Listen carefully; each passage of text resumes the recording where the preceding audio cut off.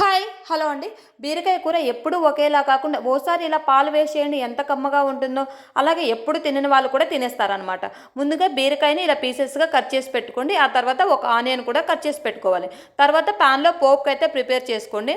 So ఇలా oil heat అయిన తర్వాత అయితే మనం ముందుగా కట్ చేసి పెట్టుకున్న పీసెస్ అన్నీ కూడా అందులో వేసేయండి. సో తర్వాత వెంటనే ఉప్పు కారం పసుపు కూడా వేసుకొని బాగా కలపండి.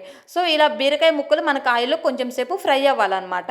అవి మగ్గేలోపు మనమైతే మసాలా కోసం ఒక 20 వేరుశెనగ గుళ్ళు, ఒక 5 చిన్నుల్లిపాయలు, నెక్స్ట్ కొంచెం కొబ్బరి వేసుకొని మసాలాని ప్రిపేర్ చేసుకుంటాం.